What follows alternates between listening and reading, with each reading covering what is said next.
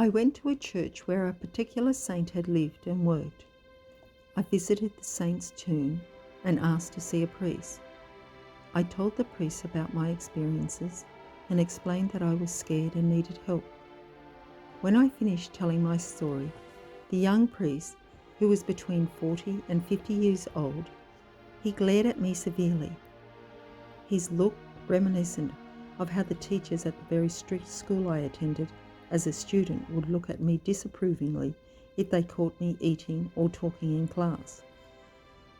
After a short pause, and without relaxing the expression on his face, he asked me if I had seen a psychologist. There was an air of disbelief and dismal in the way he asked this question, and it was clear to me that he did not believe what I had disclosed to him. Fortunately for me, there was also a nun present when I spoke to the priest. I do not know if she believed my story, but she took pity on me and convinced the priest to pray for me. She retrieved some candles, struck a match, lit the candles, and cued the priest. The priest offered me his prayer, and I left the place and went home. But despite the prayers, I continued to experience frequent night scares and occasional spiritual attacks. Thus far in telling my story, I have focused on sharing some of my negative spiritual experiences. These were not the only spiritual experiences I had. I will share some of the positive experiences now. There was a particular church that I loved to visit. Each year, after the Mass on Holy Thursday night, the priest would carry the Blessed Sacrament out of the church and across to the hall next door. People would stay there, keeping watch and praying all night with our Lord. On this occasion, I had spent some time praying at the back of the hall when I decided to move forward so that I could kneel directly in front of the Blessed Sacrament. Without warning, my whole body folded backwards so that my head was looking straight up to the ceiling. I remained frozen in this posture for a few minutes. I recall feeling embarrassed by what was happening to me because there were other people who were still in the hall praying.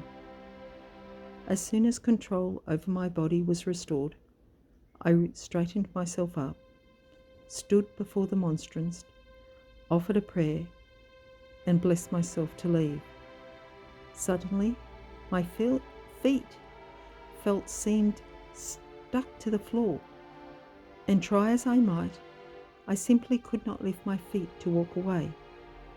Then I heard within my mind a gentle voice, which I was made to understand was coming from the monstrance, say, "This is how you ought to pray.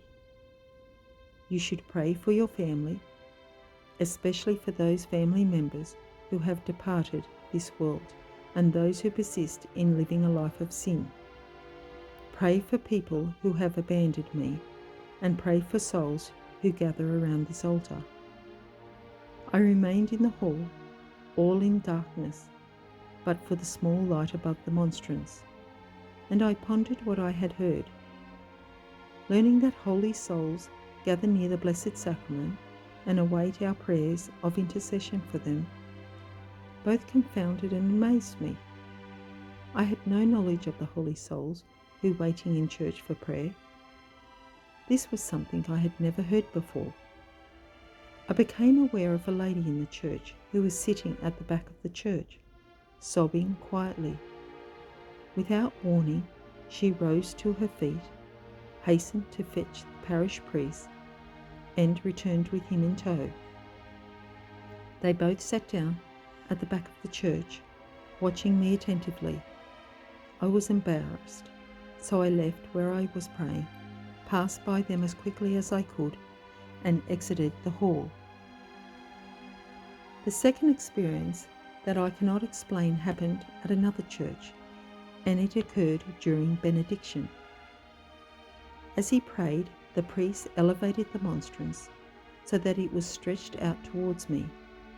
In an instant, I felt what seemed like an arrow or a spear fly directly through my heart leaving a quick but sharp pain, so powerful that the falls folded my body backwards so that my face was looking directly up to the ceiling.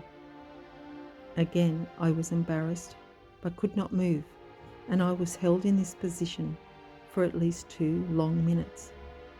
When my back softened, I straightened myself up and, aware of the eyes of other parishioners staring at me, I hurried out of the church. I pondered this experience and tried to understand why it had happened or what it was supposed to mean.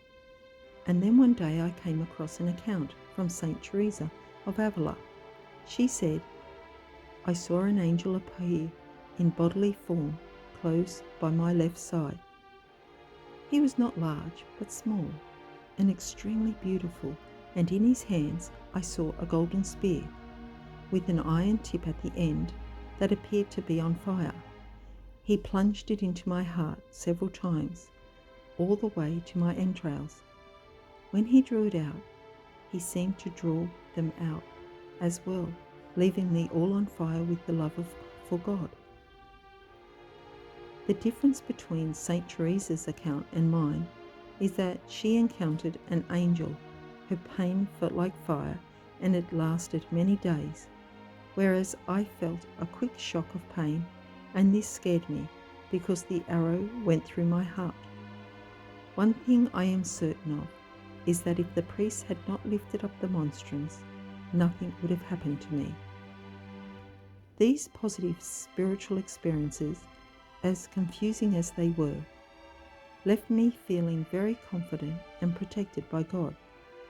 Little did I know that something very bad was about to happen.